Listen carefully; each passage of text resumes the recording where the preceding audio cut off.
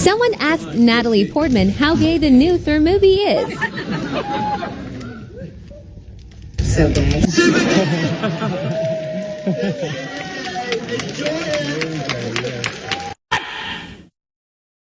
What the fuck?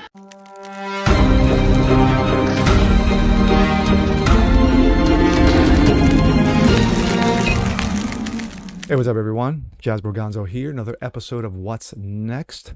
Happy Thursday. Hope you guys are doing well. Well, as we all know, the summer blockbuster season has kicked off, and of course it kicked off with a bang with Tom Cruise and Top Gun Maverick.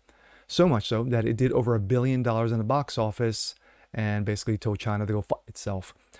It was very patriotic, very pro-American, and of course the biggest thing, that it was not woke. It did it without the wokeness.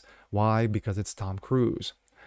Now, other movies didn't do so fare so well, shall I say. And that would be Lightyear. And of course, that is Pixar's entry. The reboot or origin story of Buzz Lightyear of Toy Story fame. Of course, voiced by Chris Evans.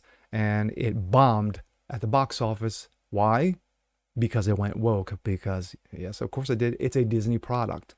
Speaking of Disney, you have the next entry, and that would be Thor 4, or as everybody knows it, Thoretta. Thor gets deballed and emasculated. And its star, Natalie Portman, of course it is, she is the star of the movie. It's not Chris Hemsworth. He's taken a back seat to his own movie. But anyway, she was asked a simple question. Is this the gayest movie ever? Well, here's her answer. This comes out of Breitbart. Natalie Portman loves that Disney's movie Thor 4 is the gayest Marvel movie ever. Yes, because someone forgot to tell her about the Eternals. Hollywood star Natalie Portman has expressed her love that Disney's Marvel latest Thor sequel is being received as the gayest Marvel movie ever made. In an interview with the actress, entertainment journalist Andrew Freud laid out his hypothesis about Thor: Love and Thunder, which opens US Friday. Is it safe to say that's the gayest movie ever made in the MCU? Portman replied, I love that reading of it. Yes, I love that. Of course, that's Christian Bale. Fred went on to elaborate his theory, citing sequences which characters are flying on rainbows. The actor said, that's the core of the comics. No, it's not, Natalie. No, but then again, we all know that those in Hollywood, some can't read.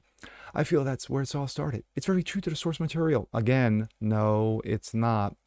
Portman also returned to the Thor movies after being absent for almost a decade. Her character, Jane Foster, played a more prominent role in that of past movies, sharing center stage along returning star Chris Hemsworth. No, Chris Hemsworth is a sidekick.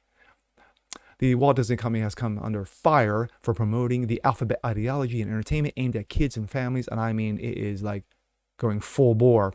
The company experienced tremendous blowback after videos obtained by journalist Chris Rufo showed company leaders bragging about promoting the alphabet agenda to kids as young as 3 through the studio's entertainment. As Breitbart News reported, the new animated Disney Plus series Baymax features a transgendered dude, basically a dude, who menstruates and gives advice on maxi pads.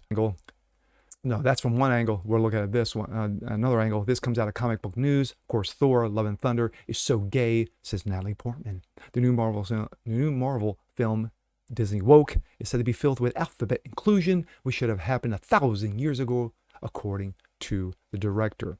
The cast of Thor, or Thoretta, recently attended a fan screening where Natalie Portman said the film is so gay, with director Taika Waititi, whatever his name is, I'm going to call him Takaka, offering it's super gay. Speaking with the Daily Telegraph, Takaka also said the alphabet inclusion should have happened 1,000 years ago.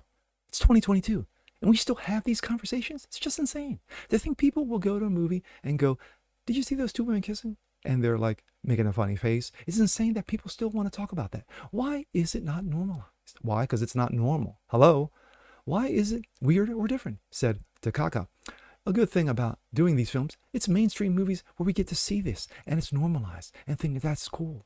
Way more people are going to see that and begin to understand that it's fine. No, people don't come out to see this fucking bullshit. They want to be entertained, not indoctrinated.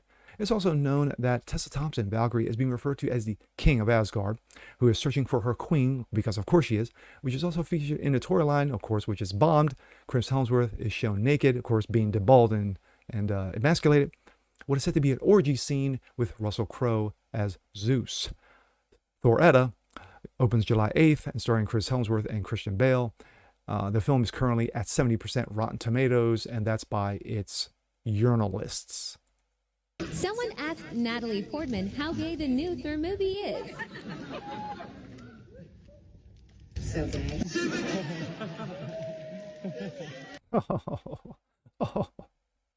The MCU, the first round of the MCU phase 1 through 3 were very good. And I mean very, very good. And of course, it eclipsed itself with Endgame and the dying of one Tony Stark.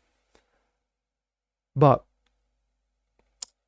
phase 4 has become a joke. Phase woke is what it's called. And of course, it's no longer the MCU, it's the MSHU.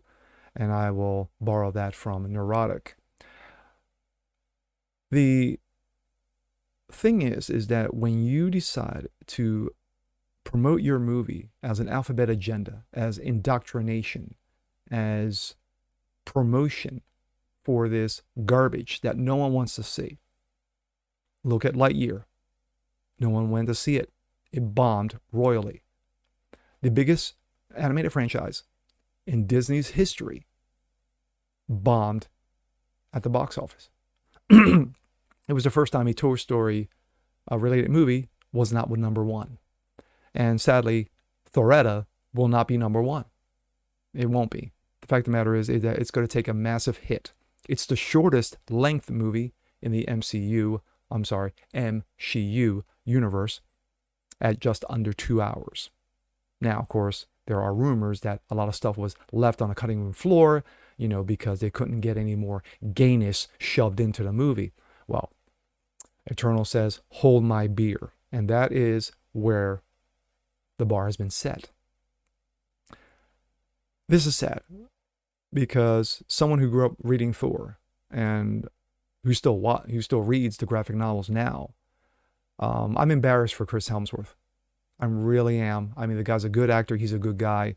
And for him to sign off on this, for him to get embarrassed like this and become a sidekick in his own movie. It's truly sad. But then again, somebody threw a $20 million paycheck at him. What's he going to say? No? I know. I would be like, deballed? Emasculated? Embarrassed? A joke? How much? Sure. I gave up after Thor 3. Ragnarok, which I thought was very good, but it was a little too much Guardian of the Galaxy to my liking. But yeah, no one wants to go see this trash. They want to be entertained. They want to see Chris Hemsworth. They don't want to have an agenda shoved down their throat. And sadly, like Lightyear, Thor Edda, sadly, will be the same. And with that being said, I'm Jasper Gonzo. This is What's Next. Want to see more just like this? Please leave a comment below. Like it, share it, subscribe to it. And we'll catch you guys on the next one. Peace.